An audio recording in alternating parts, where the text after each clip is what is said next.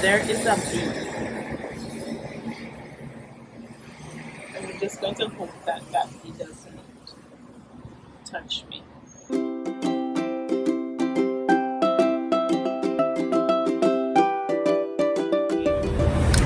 Hey guys, welcome back to my channel. I know I said I would upload on Thursdays, however the app that I used to edit actually crashed yesterday. Yeah, so that was a whole thing, and I was trying to upload regardless, but I ran into the world of problems, and I had some like videos and snippets from stuff that I did in Miami, and by stuff that I did I mean drive wrong, because it was a lot. So yeah, take this Friday video instead. Yay! Well, that's me assuming that I would get this uploaded today. But yeah, yesterday was extremely busy, but nevertheless. So today I'll be talking about the Miami effect. What that means to me is basically, you know how when you go to somewhere, every place has a vibe. So New York has that anything is possible, American dream, hustler vibe. That's the vibe I get from New York. Basically the vibe I get from Miami is, number one, it makes you want to spend. Number two, you're going to be very tempted to just live in the moment, live your best life, do your do. And number three, staying out all day, like just go. You'll be tempted to do that as well, or maybe you won't, but you know, this is basically my analysis, my conclusion. So yeah, when driving around, the first thing you notice is the incredible architecture. I mean, gorgeous, right? And everybody drives with their windows up for some reason, so it's like no noise is getting in, very muffled, kind of like a music video feel. But yeah, so when we got in, we actually got in pretty late because it took 2 hours to clear immigration, which I personally find absolutely ridiculous. We stood in line for 2 hours, but I played Pokemon Go the entire time, and I was like putting my Pokemon in gyms, and then they kept returning to me 2 minutes later. So clearly somebody else in the immigration line was also playing Pokemon Go. I'm watching you. So after that, we managed to go and get some food. My father's friend came and picked us up, and we went to Wendy's, and they got our order wrong. Is this shocking? No, but it was great anyway. Like, the food was good, and we stayed at this 3-star hotel that was pretty affordable, and it had great amenities. So the Hyatt Place, shout out to them, Hyatt Place in Doral, it's pretty good. Right, so number one part of the Miami effect is that you are going to want to spend.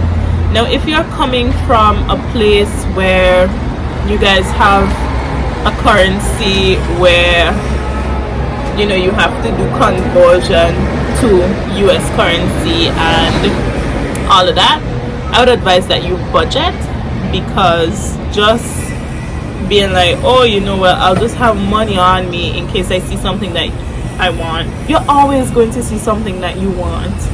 There is something for literally everybody, something for absolutely everybody.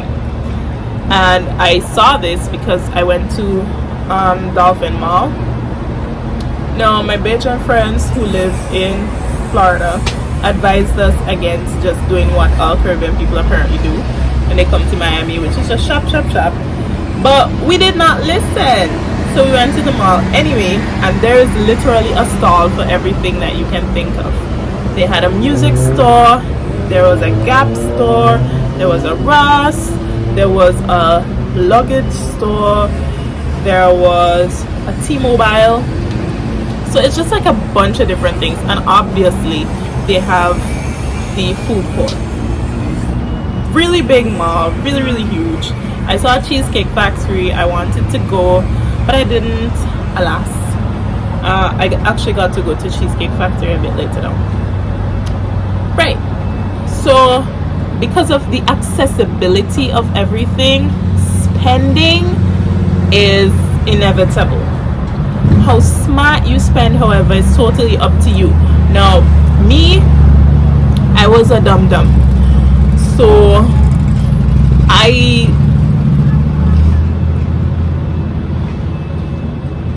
you get my point. Don't be like me. Budget, think about exactly what it is you want, and then have some leisure money. The leisure money is so that in case you see something that you didn't know you wanted, but now that you see it, you know you want it, you can get it, right? So you should probably do that. So that's number one. You're going to be tempted to spend, so to counter that, budget. Number two of the Miami effect, you're going to be tempted to live in the moment at all times. Now, living in the moment is pretty great, I would say, but sometimes you also just want to keep memories, like you want to make them, but you also want to keep them. But I feel like, especially if you're from the Caribbean where things are a bit slower, it's very easy to get caught up. Now, when I say that things are slower, it's not a bad thing at all to me, because in St. Vincent, at a certain time, things kind of die down. For example, sun is setting at 6, so it's like, all right, well, not 6, but like, you know, after 6. So then you kind of know that the day is ending, and we don't really have a vibrant nightlife as such. So things just kind of slow down. But in the US, things are on 24/7. Like Miami is on 24/7. They have a very vibrant nightlife that they are known for, so you're going to always want to go places, do stuff, and it's very easy to forget that, you know, maybe I should take some pictures, maybe I should take some videos, maybe I should treasure these memories, because you're just going. And that is what happened to me. I am the worst YouTuber in history currently. May the Lord help me to improve, because even when I went to the mall, like I was having all these fun experiences, but like I totally forgot to film them. Even when I got my second piercing, it didn't even occur to me. Well, I mean, it did occur to me, but that was like after, that I should film it. So yeah, I actually didn't take that many videos or even that many pictures because I was so busy doing and, you know, like living in the moment. But now when I look back, it's like, did I even go to Miami?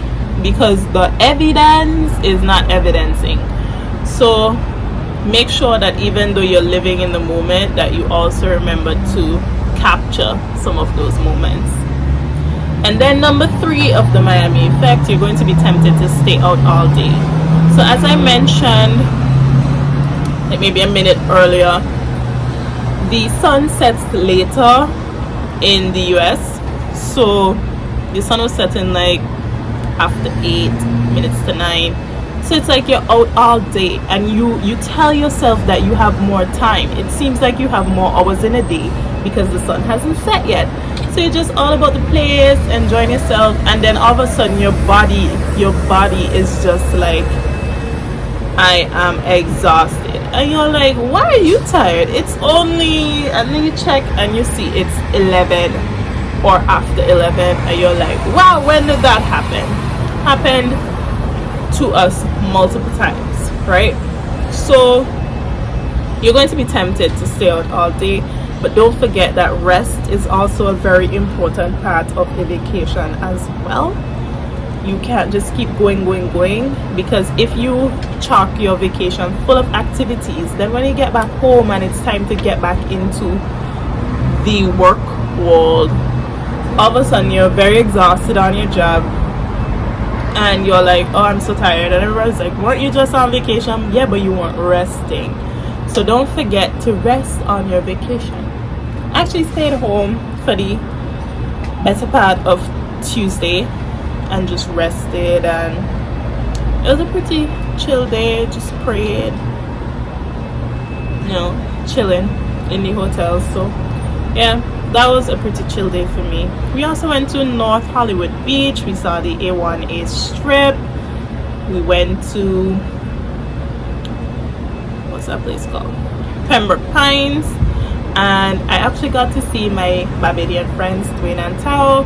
So I will do some content about hanging out with them a bit later, because next week I'm planning to focus on something else. But essentially, for me, that's what the Miami Fair is. Basically, temptation to spend, living in the moment, getting caught up, and staying out all day. Like, those are the ways in which Miami impacted me. If you've been to Miami before, feel free to share your experience. If you've been to the US before, feel free to share your experience. I've been to the US a couple times now, but every time it's always a different experience because I'm a different age, and I would like to hope that I have more sense than I did last time. So yeah, I hope that you guys did not find this video too exhausting. I hope it made good background noise for your cooking. I mean, you're still on my channel, so clearly you don't have much going on, which I thank you for. Appreciate you. Now, next time, the video that I'm going to do is going to be about my mental health journey part 2. So stick around for that. I'm going to be answering some of the questions that I had when I posted part 1, and I'm going to be talking about how I actually got into therapy, because I talked about how I knew that I needed to start it, but I feel like a lot of people come to the realization that they need therapy, but then they are unsure of how to start. And I'm just going to go a little bit into detail, and I'm going to read from the journal that I kept while I was doing therapy. Embarrassed. So feel free to stick around for that too. Yeah, I think that's it from me. I hope that you guys have an amazing day. Be kind. Don't let nobody take you for idiot. Please, you're better than that. You deserve the best because you are the best. Thank you for watching. Have a great day.